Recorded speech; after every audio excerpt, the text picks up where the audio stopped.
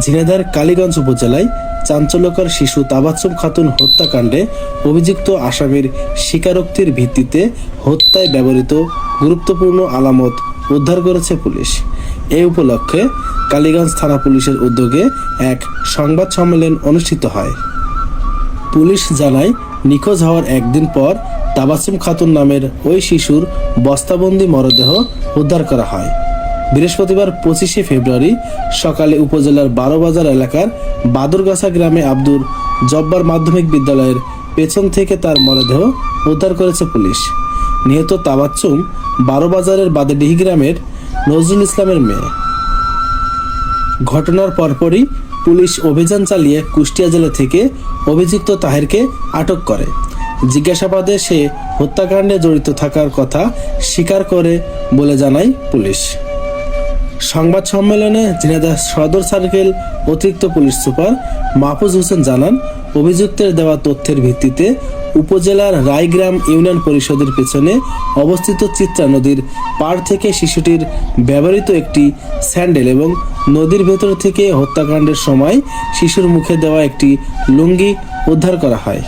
এছাড়াও পার্শ্ববর্তী বানিয়াকান্ত মাধ্যমিক বিদ্যালয় সংলগ্ন একটি পানবরজ এলাকা থেকে অপর একটি স্যান্ডেল উদ্ধার করা হয়েছে। তিনি আরও জানান, হত্যাকাণ্ডের পেছনে প্রকৃত কারণ উদ্ঘাটনে তদন্ত কার্যক্রম অব্যাহত রয়েছে এবং দোষীর সর্বোচ্চ শাস্তি নিশ্চিত করতে পুলিশ সর্বাত্মকভাবে কাজ করছে। আমরা ওখানে ব্যাপক আকারে আমাদের সার্কেল স্যার ছিলেন, জনাব মোহাম্মদ মাহবুব স্যার, এবং আমাদের আলফা 3 স্যার ছিলেন, এবং এসপি স্যার সর্বক্ষণে আমাদের সাথে মোবাইলে কথা বলেছেন। এসপি স্যারের দিক নির্দেশনায় এবং তথ্য প্রযুক্তির মাধ্যমে 24 ঘন্টা পার হওয়ার আগেই আমরা আসামি শনাক্ত করি এবং কুষ্টিয়া আমরা প্রায় 15-20 জন যাই। সেখানে যে অভিযান করে সফল হয়ে আসামিকে গ্রেপ্তার করলে সে নিজের মুখে স্বীকার গিয়েছে। সে যেটা আপনাদের সামনেও সে স্বীকার গেছে যে আমি অন্যায় করছি।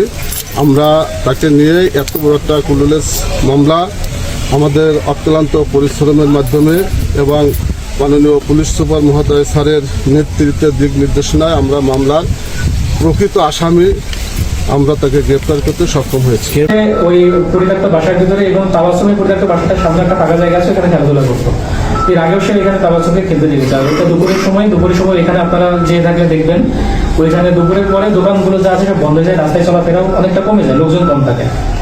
তো ওই তাবাচ্চুমকে সে ডেকে নিয়ে নিজের ফাঁকা বাড়িতে নিয়ে যায়। যাওয়ার পরে যখন সে ধর্ষণের চেষ্টা করে, মেয়েটা স্বাভাবিকভাবে অনেক চিৎকার দেয় এবং এই জন্য তখন সে ওই তাবাচ্চুমকে অনেক মারপিট করে এবং একটা পর্যায়ে সে তার ভাষ্য মতো সে ভয় পেয়ে যায়। তার মুখের উপরে একটা লুঙ্গি ছিল, তার ওইখানে বাসায় যদিও সে থাকে না, ওইখানে চেয়ার আছে, লুঙ্গি আছে, একটা লুঙ্গি ছিল।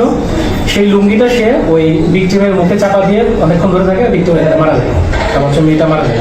তো আমরা আসলে আপনাদেরকে দেখেছি আরেকটা কারণে, এই যে লুঙ্গিটা দিয়ে তার মুখে চাপা দিয়ে রাখছিল, এই লুঙ্গিটা সে এই ঘটনাটা ঘটিয়ে থাকতে পারে। প্রথম আমরা তার নামটা জানতে পারি, তখন আমরা শিওর ছিলাম না। কিন্তু যখন তার ব্যাপারে স্থানীয়ভাবে আমরা যোগাযোগ করি এবং স্থানীয়ভাবে লোকজনের সাথে কথা বলি, তখন আমরা জানতে পারি যে তার নাম হচ্ছে, ওই ব্যক্তিটার নাম হচ্ছে আবু তাহের।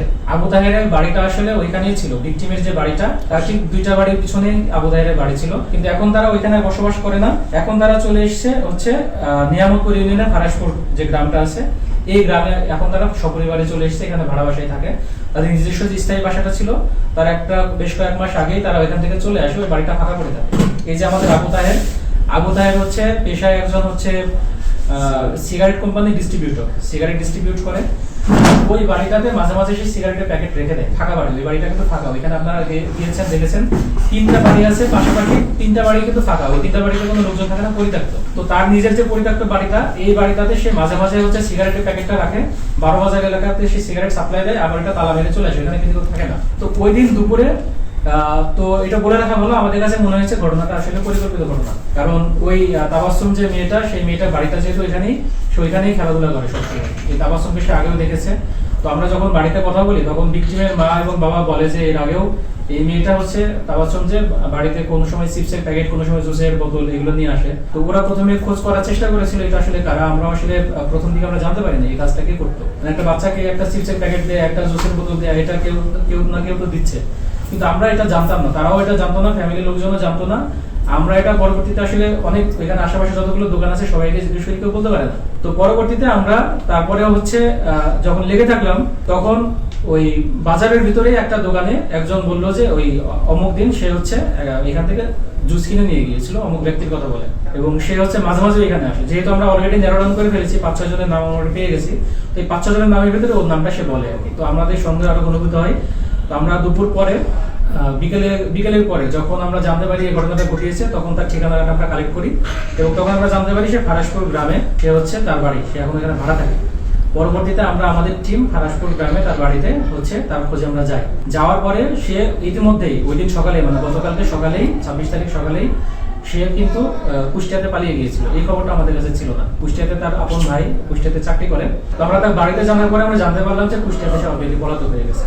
তো সাথে সাথে আমরা জানার পরে আমরা কুষ্টিয়াতে আছে জেনেই, যদিও আমরা শিওর ছিলাম তার ভাই বাসায় আছে কিনা, তো আমরা এটা জেনে আমাদের টিম হচ্ছে কুষ্টিয়াতে রওনা দেয়।